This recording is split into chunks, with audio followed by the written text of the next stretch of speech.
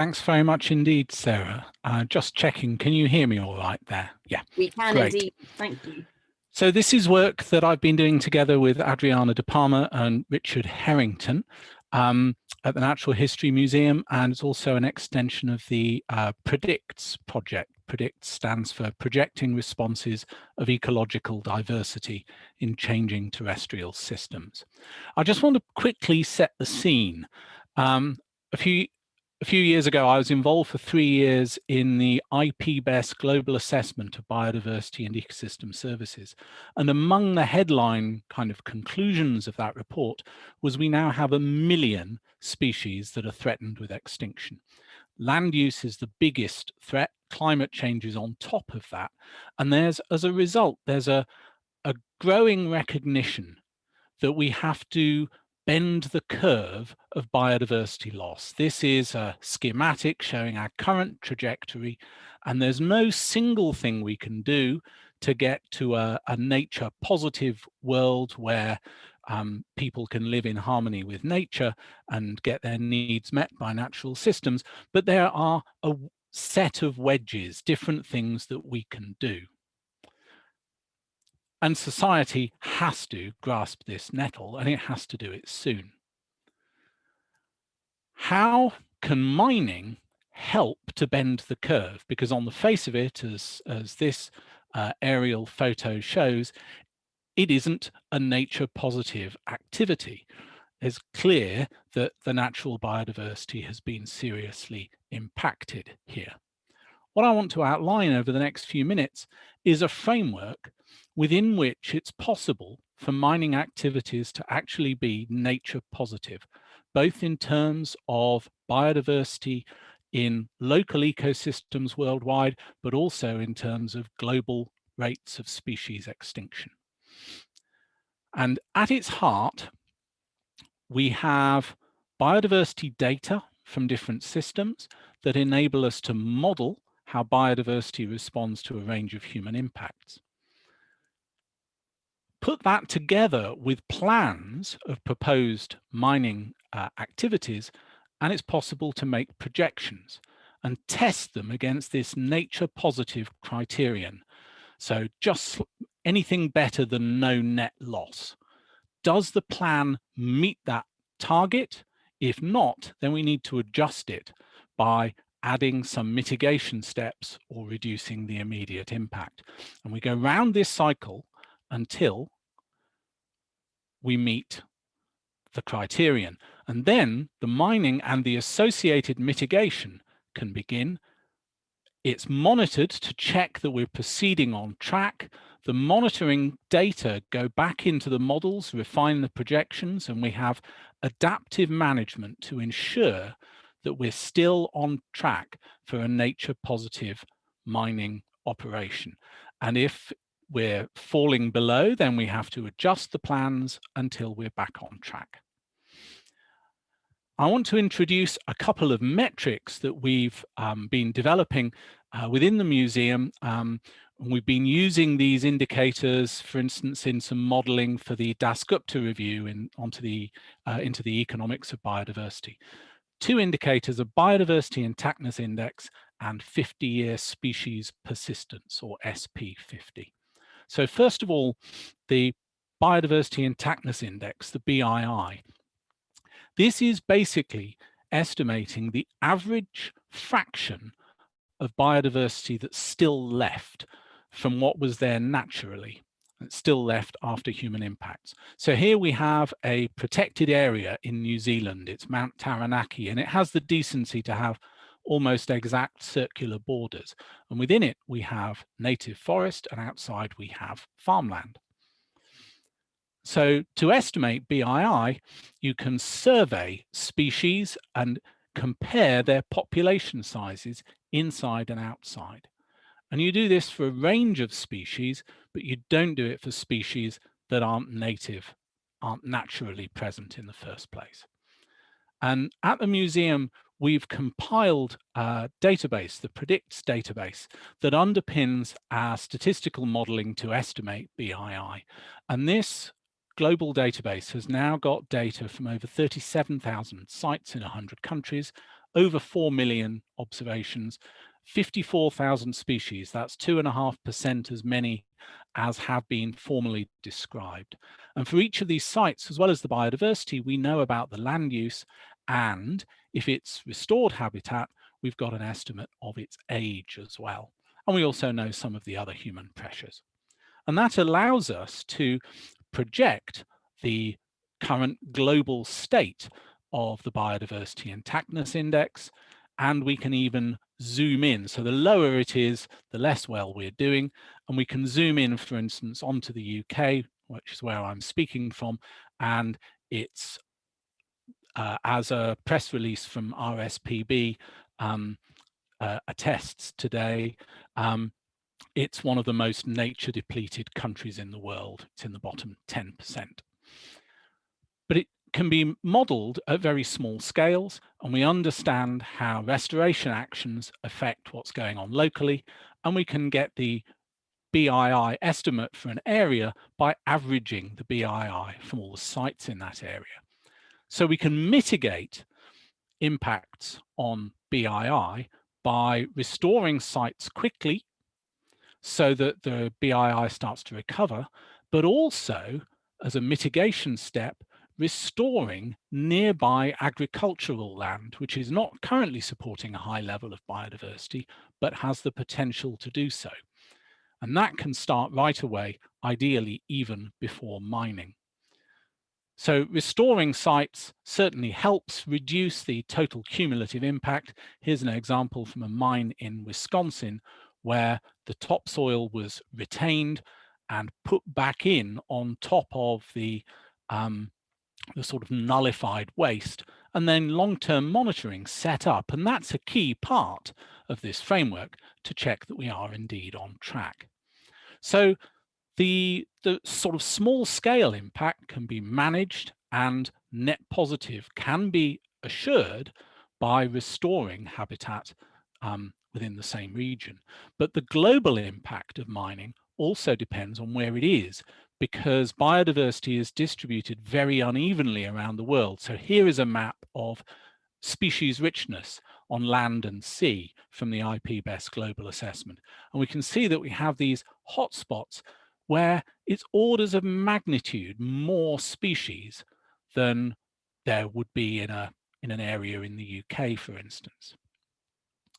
And so if your deposit that you're wanting to mine is somewhere up here or here, then it's going to have an impact. It could threaten species with global extinction. Now, that's irreversible, but how then can mining save species? It can, because although habitat loss drives the loss of species, extinction takes time. The oldest known large-scale pattern in ecology is called the species area relationship, where if you plot on logarithmic axes how many species are in the area against the size of the area, you get a straight line, and the slope is usually around a quarter. And we can use this to predict what will happen to species numbers as we lose area. So if you lose part of your biodiversity hotspot and the area falls, then the species number will fall too, but it doesn't fall right away. Instead, we have an ecological game of musical chairs. We've taken some chairs away. Some players will have to leave the game, but they don't leave until the music stops. And the species where the music has not yet stopped are called the extinction debt. And these are species that mining companies could save, because there are probably hundreds of thousands of species worldwide waiting for the music to stop.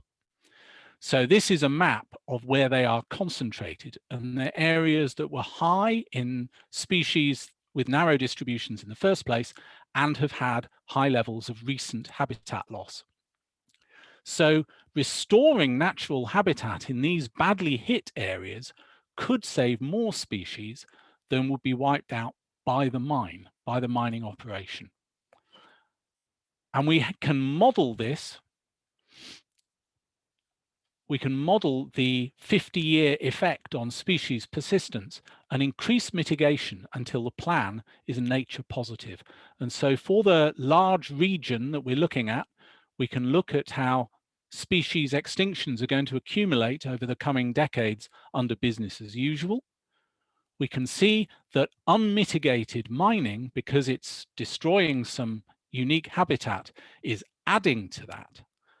But by putting mitigation in place, restoring some of these areas with high extinction debt, and ideally starting before the mining activity starts, then although there's a blip where the cumulative number of extinctions is briefly higher, by the 50-year mark, it's a nature positive mining impact.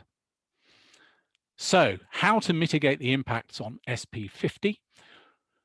You need to minimize the footprint within the hotspots of rare species. So some of the associated infrastructure of the mine might need to be moved a bit further away. So for instance, preventing urbanization near the mine if the mine is somewhere very sensitive. Restoring sites, again, is quickly putting, is again good, putting some chairs back before the music stops, but also restoring area elsewhere with high extinction debt, starting right away. And so it's possible, provided that what's being mined in the first place is carbon neutral or carbon positive, it's possible to have nature positive mining.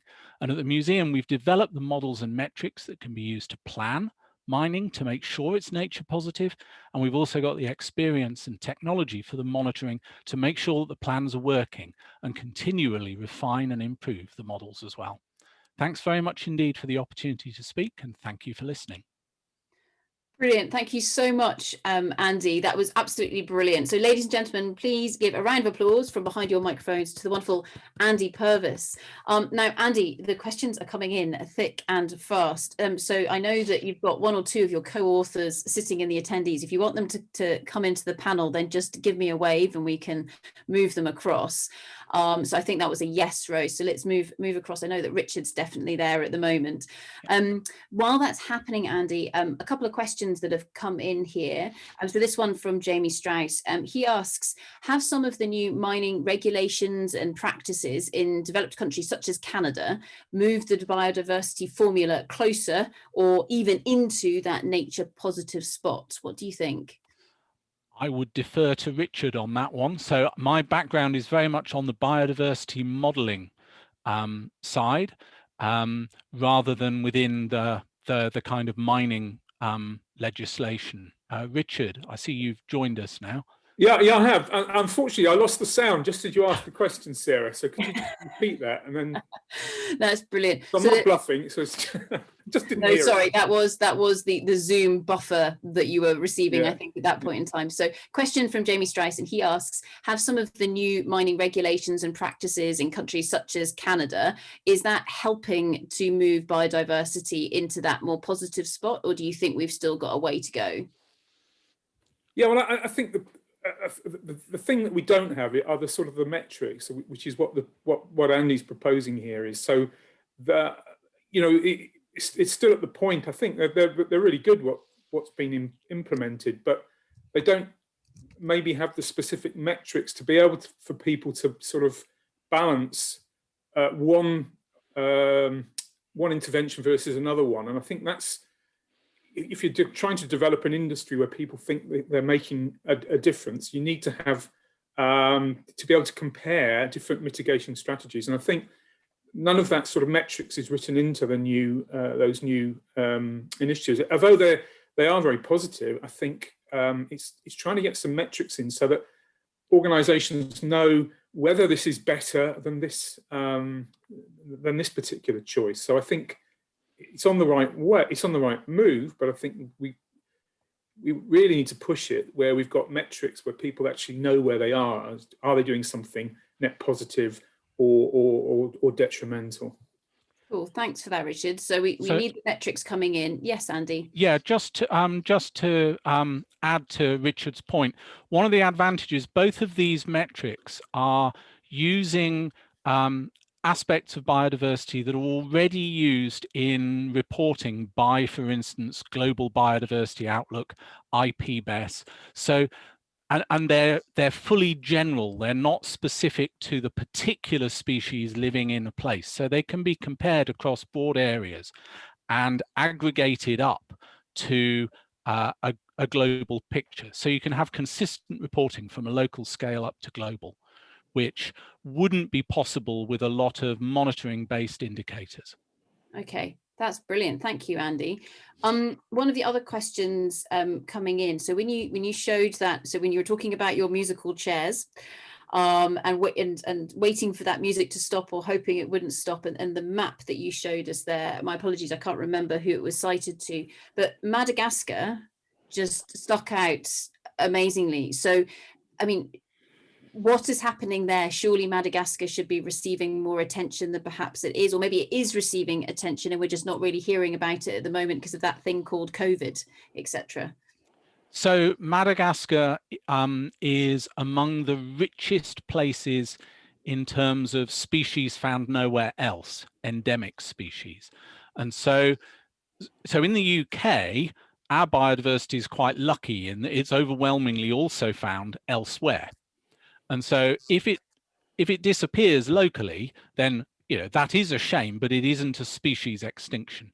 Madagascar has lots of species with tiny ranges and they're found nowhere else. And it's had very rapid loss of some of the key habitats as well. And as a result, there's a lot of species that are doomed unless there's large-scale habitat restoration. And there isn't enough funding going into those restoration activities at the moment. Which is a real point of concern, I guess. Just moving into another little question here, just to try and squeeze it in. So this is from Dan Smith, so one of the other panelists, and he asks, how do mines and authorities handle the fact that much of the land use impact footprint might not be from the actual mining companies themselves, but from urbanization and other things that either come with that development or just also the commercial agriculture in the area, taking advantage of the road infrastructure, etc. So all of that complexity, I guess, of changing humans as well. And so he asked, who will be using your models? Is this designed for everybody to use, or is it something that's specifically for the likes of mining? So the modeling framework is general for any kind of land use class, any kind of business sector. The precise details of the modeling, that needs to be tuned to the impacts of particular sectors.